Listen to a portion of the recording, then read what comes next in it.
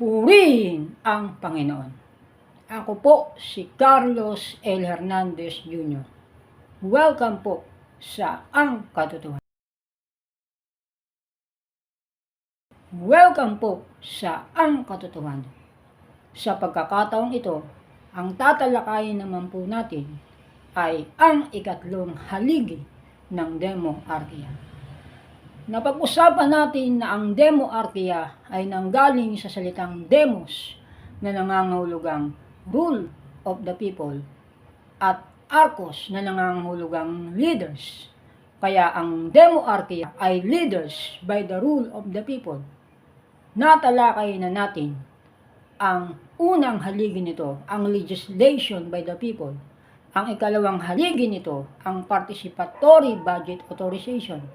Ang tatalakayin natin ngayon ay ang ikatlong haligi nito, ang trial by jury. Ang trial by jury ay paglilitis kung saan ang paggagawad ng katarungan ay nasa kamay ng mga mamamayan. Ang ating pong sistema ay trial by judge na nakukurap sapagat ang judge ay maaaring masuhulan at ang pagdinig sa kaso ay maaaring maantala o maaaring hindi matapos agad na nagre-resulta na ang mahirap ay gaya ng naparusahan na kahit hindi naman siya nagkasala o kahit hindi pa naman siya nahatulan. Halimbawa, ang isa ay nahatulan ng kasong act o malicious. Hindi pa siya nahatulan, ngunit posibleng siya ay makulong na at magtagal yun ng 9 na buwan o mahigit pa, kahit pa madidismiss pala ang kanyang kaso. Ang trial by judge ay maaaring makurap sapagkat ang judge ay isa lang kada kaso o kada korte. Sa ilalim ng trial by jury, ang bawat mamamayan ay maaaring makilahok sa paggagawad ng katarungan. Halimbawa, may isang ginahasa.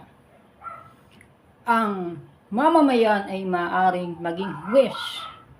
Sino-sino ang maaaring maging huwes?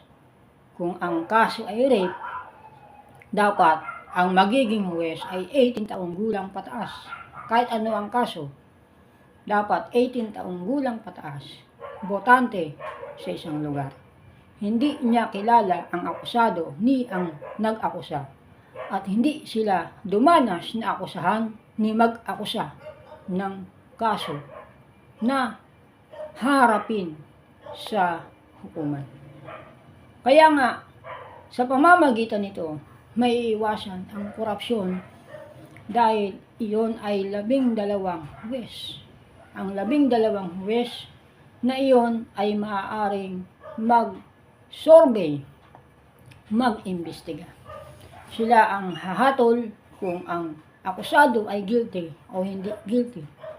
Sila ay maaaring agad mapalitan. Depende sa haba ng kaso. Hindi kagaya ng sa trial by judge, hindi maaaring palitan ng judge agad-agad. At maaaring masuhulan ang judge. Sa trial by jury, mabilis ang paglilitis sapagkat ang mga huwes ay may mga trabahong kanilang dapat napasukan, kaya sisikapin nilang maging mabilis ang paglilitis at iyon ay magiging patas sapagkat ni ang akusado o nag-akusa ay hindi nila kilala at dapat wala silang karanasan, hindi kakilalang may karanasan na patungkol sa inakusa, mapa sa panig ng nag-akusa o inakusa. Ang trial by jury ay ginagamit sa Estados Unidos o United States of America. At ito'y napaka mabisa sapagat ang trial by jury ang puso ng demokrasya. Kung iyon ang puso ng demokrasya, ayon sa mga Amerikano, at minana natin ang demokrasya mula sa kanila, bakit wala tayong trial by jury. Ang trial by jury ay napakahalaga kung gusto natin ng tunay na demokratikong bansa. Ito po ang ikatlong haligi ng demokrasya. Nawa kayo po ay merong natutuhan sa ibang pagkakataon. Ating pagninilayan, ating pag-uusapan ang ikaapat na haligi ng demokrasya. Kayo po ay iniimbitahan ko na magtungo sa Barangay 132 ng Balot Tendo, Manila City upang kayo ay makapakinig ng mga salita ng Panginoon mula sa Jesus Christ is our glorious hope church. Maraming salamat po sa inyo. Ito ang katotohanan. Purihin ang Panginoon.